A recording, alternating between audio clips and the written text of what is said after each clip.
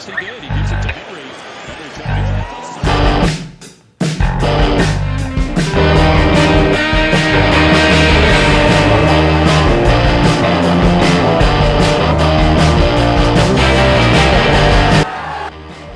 Hey everyone, welcome back to Great Sports Debates. It's week 3, so let's start making those picks now. We'll jump right into it with Thursday night's game. This one's interesting. It's the Patriots at the Jets. Should be low scoring game.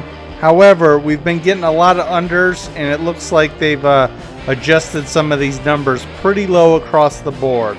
So the number here is 38.5. The Patriots are getting 6. That keeps shrinking, which seems like people are hammering the Patriots, which makes sense in a game where points are a premium. This might be an avoid for me. If that got to 7 or over, I think I'd jump on the Patriots. We're also considering a possible undershot here, but again, 38.5 is pretty low. Members, go ahead and jump on there. And you can see the dozen or so bets we've already made this week. All right, moving on into the Sunday games. We have Houston at Minnesota. Some people are calling this a trap game with Houston favored. They've been a road favorite and they've come through. Actually, they've been 0-2 against the spread by a half a point each time. But when you get a number as low as 2.5, I really just got to take the team that I think is better. We're pretty high on Houston. Minnesota's performed great so far, but I think this is where it ends. I think the Texans should be able to win by at least a field goal here, even on the road. Let me know what you think in the comments section. Next up, we got the New Orleans Saints at Philadelphia. Now, I told you I think the Saints are for real, and this pick's going to reflect that. I got the Saints scoring probably close to 30 against the Eagles in a high-scoring game. The only way this gets negated, and the reason why I'm not super confident in the over, is if Philly does the right thing and runs the ball, slows down the game, and eats up the clock. It'll be interesting to see if they're able to do that against a tough Saints defense. And maybe the Saints might have to punt a few times this game. Either way, at a number at 2.5, I like another road favorite here. So let me know what you think in the comments section. Next up, we got the G-Men at Cleveland. This is probably going to be an avoid for me. With the score I have up here, you would have me taking the Giants, but I'm never taking the Giants with any amount of points. So that's going to be an avoid. Again, this is another one where I could see being low scoring, but we have another low number at 38.5. So if I had to pick something here, it would probably be the under. There's a couple of prop bets that we like as well. So members, check what we've done with that. All right, next we got the Chargers at Pittsburgh. I think Pittsburgh's going to win here. They're only a 1.5 favorite at home, which I think is strange. People ran away from the Chargers early this year like they were toxic based on people overrating them the previous couple of years. And I'm afraid after a 2-0 start, they might have done that again. I got to see it to believe with the Chargers. They're 2-0, but you know what? So are the Steelers. And I don't think the Chargers offense is going to be able to do a whole lot against that defense. So, again, low-scoring game. This is a ridiculously low number at 35.5. So, we're probably going to avoid that and just ping on Steelers minus 1.5. Tampa Bay at Denver. This is one where I think it's pretty straightforward. The number is pretty big at 6.5, but we're going to go Tampa Bay all day there. Denver struggles on offense. I don't think they're going to score a whole lot. I don't know how much Tampa Bay is going to score on that defense, but I can see a double-digit victory for Tampa Bay here. I like them minus the 6.5, and there's a few other things we like in this game as well. Next up, we have the Bears at the Colts. Bears are getting a point. I like Bears money line here. is another road win. So let me know if I'm getting a little carried away with all these road wins here. But I'm just thinking these better teams are going to be able to pull it off. I got the Bears winning, probably close to a touchdown. Colts have a strong offense. They're going to match up with the Bears defense. And if Caleb Williams can continue to improve, they should be able to do just enough on offense to get by in this one.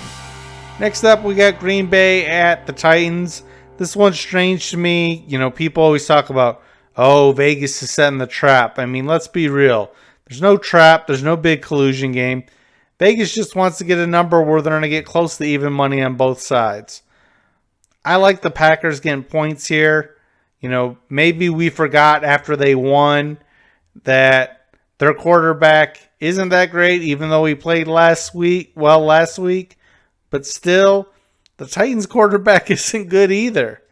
And I think Green Bay just has a better roster around them. I like Green Bay to win by 3 on the road, getting points. So look to take the points or the money line with Green Bay in this one. Okay, you know our motto. We've been preaching it every week so far. Attack the Panthers. And Andy Dalton isn't going to change that. Now, I've heard from a few people they expect the Panthers to play significantly better with Andy Dalton. Here's why I wouldn't worry about that. Look at the Panthers' whole roster. It's not good. Changing one guy is not going to make a difference. And let's evaluate the facts. Andy Dalton wasn't that great when he was young anyhow. And now this is just an older, more washed version. I don't expect a huge improvement here. I expect the Raiders to win by at least a touchdown. So feel confident taking the Raiders minus 5.5. Take the Raiders money line if you need to. Consider the under. There's a lot of bets anytime the Panthers are playing. And we're going to continue to make multiple bets until proven otherwise with Carolina. This next one's going to be an avoid for me. Miami at Seattle. Don't like the situation with Miami and Skylar. And I know they've signed some guys, but, you know, you're coming right in for a game this week. It's probably going to be Skylar again. Seattle's 2-0. I think they continue that trend here. I might lean towards Miami if I had to pick something with the points because, you know, 4.5 is fairly significant. And they still have some good pieces on the offense. But more than likely, this is probably just a game to avoid all around. Haven't seen the Seahawks too much. Miami's missing too many pieces. Let's just watch and see what happens in this one. Okay, another tough one here. We got Baltimore favored by a point on the road. I'm just going to go with the team that I think's better in this one. I'm going to take Baltimore to win by a field goal. This could go a lot of different ways. And I think this is going to tell a lot about two teams that have had a disappointing start so far to the season. Let me know what you think in the comments section. The 49ers at the Rams. I expect the 49ers to bounce back here. I got them winning by about a touchdown or so. Latest line has a minus 7.5, so we're going to skip this one, but I definitely see San Francisco winning this game. Okay, this one's a little tricky. I know I had Arizona. I probably shot them up the board too far, too fast. I've just been impressed with the offense so far. I could see this game being high scoring, but it's a big number at 51.5, so the over might be a consideration if you think this is going to be blow for blow offense. But a couple of things I'll warn. The Lions offense hasn't been clicking 100%, and they tend to run the ball a little more, so that could reduce some of that scoring power here. But even though I had the Cardinals slated above them, and the Cardinals are at home, I like the Lions here. I don't know if I'm going to do anything with them minus 3. I don't know if the money line's going to be worth it yet. So stand by to see what bets we like there. But I like Detroit to win in this game by 3 or 4 points. And then for the Sunday night game, we got the Chiefs and the Falcons. Again, people are like, trap game. Switching up the trend, we're going to take the Falcons in the 3.5 points. I see a close game here, maybe a field goal either way. Kirk Cousins showed up pretty big at the end of that last game. Kansas City hasn't been completely in sync yet, but 3.5 is a number I'm going to take, and this line's been shrinking So get it while you can if you like it landing here. This opened at 4.5 and is already 3.5. So, and I'm gonna bet, I haven't looked at it, most of the money on Kansas City is going to be public money. So there's your sign. The return of 2 Monday night games. I'm not a fan of this at all, but you know, the NFL is going to do what they want.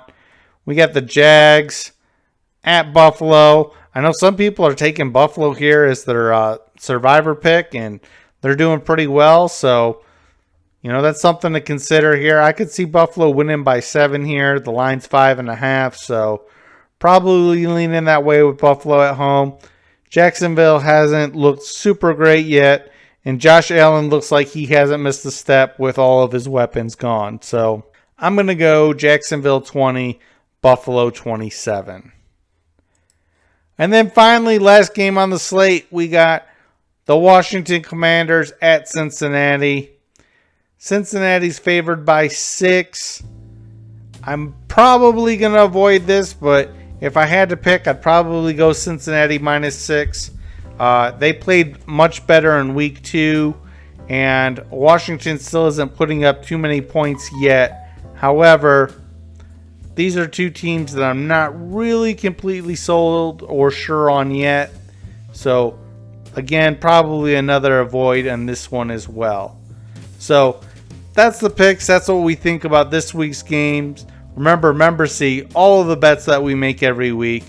So if you have any questions, let me know in the comment section. Consider dropping a like if you enjoy the video. And as always, thanks for watching.